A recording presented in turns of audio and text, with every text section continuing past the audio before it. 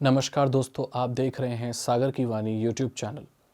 मेरा नाम है अभिषेक सागर और मिस्टीरियस नाइट्स के एक नए एपिसोड में आपका स्वागत है।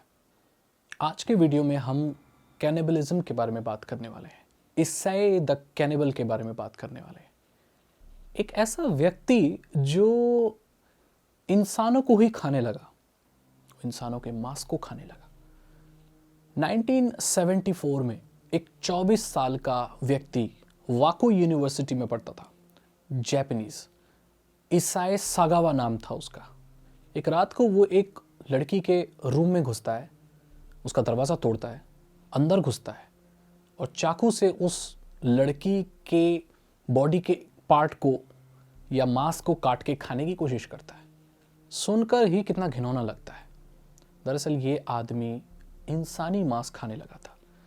24 साल का एक युवक जो इतना अजीब हो गया था कि उसका मन करता था कि वो इंसान का मांस खाए। वो ये चीज़ एक्सप्लोर करना चाहता था कि ह्यूमन फ्लेश कैसा लगता है। बाद में उसको पुलिस ने पकड़ लिया और वो अपने इस काम में सक्सेसफुल नहीं हो पाया। पुलिस ने उसे जेल में बंद कर दिया। उस लड़के का जो बाप था वो उस जगह का बहुत अमीर आदमी था। इसाई सागावा का बाप बहुत अमीर था। उसके ऊपर, उस लड़के के ऊपर रेप के चार्जेस लगे थे। अब जाहिर सी बात है कि रात में अगर आप किसी लड़की के रूम में घुसते हो और ज़ोर ज़बरदस्ती करते हो तो इसके ऊपर रेप चार्जेस ही लगेंगे। ये बहुत ही अनकॉमन है कि कोई व्यक्ति इंसान का मांस खाने के लिए किसी के कमरे में घुसे। आमतौर पर यह नहीं होता। इसीलिए इंसान का मांस खाने के लिए कोई चार्जेस तो होते नहीं हैं और वो लगे भी नहीं उस पर। उसके ऊपर रेप चार्जेस लगे। बाद में अभी 2012 में उसके ऊपर एक डॉक्यूमेंट्री बनी थी जिसमें उसने कहा था कि मेरे ऊपर फेक चार्जेस लगे थे रेप के और मेरे पिताजी ने कोर्ट के बाहर ही पैसा देकर इस केस को सेटल कर दिया था। आउट ऑफ कोर्ट सेटलमेंट कर लिया था उस लड़की के साथ। उसको पैसे दे दिए थे और उसके बाप ने उसे छुड़वा लिया था। 8 साल बीत गए और वो व्यक्ति फ्रांस चला गया। फ्रांस जाकर उसकी ये चीज़ ख़त्म नहीं हुई। इंसानी मांस के प्रति उसका जो अट्रैक्शन था वो ख़त्म नहीं हुआ। उसने अपने ही साथ पढ़ने वाले एक व्यक्ति को गोली मार दी और उसकी बॉडी खा गया।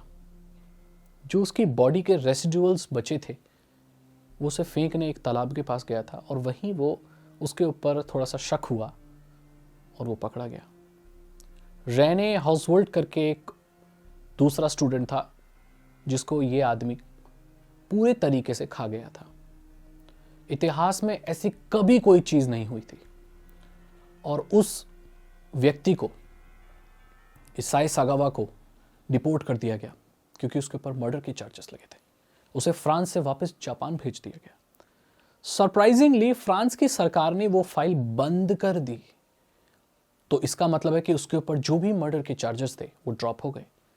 कोई नहीं जानता कि सरकार ने ऐसा क्यों किया। बहुत सारे लोगों का ये मानना था कि उस वक्त में सरकार में कुछ ऐसे लोग थे जो ऐसे किसी सीक्रेट कल्ट को फॉलो करते थे जिसमें इसाई सागावा का बाप भी था, क्योंकि वो जापान के एक रसूखदार एक ग्रुप में से था। ऐसे लोग जो बहुत अमीर थे उस वक्त में। एक अमीर बाप का बेटा था जिसका शौक इतना घिनौना था। उसके ऊपर मर्डर के चार्जेस ख़त्म कर दिए गए और उसे जापान वापस लाकर मेंटल हॉस्पिटल में भर्ती करा दिया गया। और फिर से वही हुआ। वहाँ के डॉक्टर्स ने उसे कह दिया कि ये बिल्कुल नॉर्मल है, इसके दिमाग के साथ कोई परेशानी नहीं है। वक्त बीतता गया और इसाई सागावा एक सेलिब्रिटी बन गया। आज नहीं, बहुत वक्त बाद, मतलब जिस वक्त की हम बात कर रहे हैं 1980, 1985, तब नहीं, 2012 के बाद, जब उसकी एक डॉक्यूमेंट्री निकली वाइस के द्वारा जहाँ पर बताया गया कि वो कैसे इंसान का मांस खाना पसंद करता था। पहले जानवरों का मांस खाता था वो, अलग अलग जानवरों का। बाद में उसके दिमाग में ये बात आई कि इंसानों का मांस कैसा होता है। ये चीज़ उसने खुद एक्सेप्ट की थी। आपको ये जानकर बड़ी हैरानी होगी कि इस इंसान की मृत्यु पिछले साल 2022 में ही हुई है। अभी मरा है ये हाल फिलहाल में, और इसको एक सेलिब्रिटी का दर्जा वहाँ पर दे दिया गया था। इसने कई सारी किताबें भी लिखी थी। उसमें बताया था कि इंसानी मांस टेस्टी नहीं होता, लेकिन मैं अपने मन को ये बताता आ रहा था कि वो टेस्टी होता है। उसने अपनी बुक्स में और अपने कमेंट्स में एक टीवी एंकर के ऊपर भी बात की कि उसके थाइज कितनी टेस्टी लगती हैं, बट मैं नहीं खाऊंगा क्योंकि मेरा वक्त बीत चुका है जब इंसानी मांस में खाया करता था। बहुत सारे लोगों का ये भी मानना है कि सीक्रेटली जब वो ऐसी चीज़ें किया करता था उसे फोटोग्राफ करके डॉक्यूमेंट किया करता था। दरअसल ये चीज़ उसने फ्रांस में भी की थी। जब अपने साथ पढ़ने वाले बच्चे को उसने मारा था, उसे वो खा रहा था, तो उसके फोटोग्राफ्स वो प्रॉपर ले रहा था, मतलब प्रूफ की कोई भी कमी नहीं थी। सोचने वाली बात यह है कि कोई भी इंसान ऐसी घिनौनी चीज़ कैसे कर सकता है और ऐसे घिनौने शौक कैसे रख सकता है कि वो अपने ही प्रजाति के लोगों का मांस खाने लगे। वैसे इस दुनिया में बहुत कम ही ऐसे जीव पाए जाते हैं जो अपनी ही प्रजाति के लोगों को खाएं। आप देखेंगे जानवरों में भी ज़्यादातर जो जानवर होते हैं वो अपनी प्रजाति के लोगों को नहीं खाते। आप किसी कुत्ते को खाते नहीं देखेंगे, भेड़िए को खाते नहीं देखेंगे। सेम स्पीसीज में लोग नहीं खाते हैं। लेकिन फिर ये बीमारी आई कैसे? बहुत सारे लोगों का ये मानना था कि वो कोई ऐसे कल्ट्स को फॉलो कर रहा था जहां पर ये चीज़ें सिखाई जाती हैं। आपको ये भी बात मालूम होगा कि डार्क वेब पर भी कैनिबलिज्म को लेकर बहुत सारे बैंड आर्टिकल्स और बैंड बुक्स हैं जो किसी भी सभ्य समाज के लिए अच्छी नहीं हो सकती।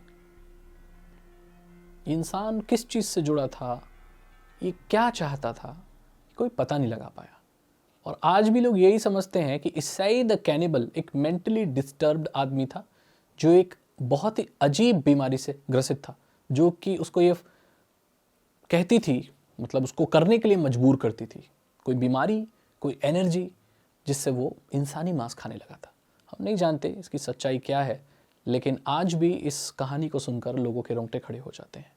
आपको ये एपिसोड कैसा लगा मुझे ज़रूर बताइए। अगर आपको ये एपिसोड अच्छा लगा तो इसे लाइक करें और मैं मिलता हूँ आपसे अगले एपिसोड में। नमस्कार।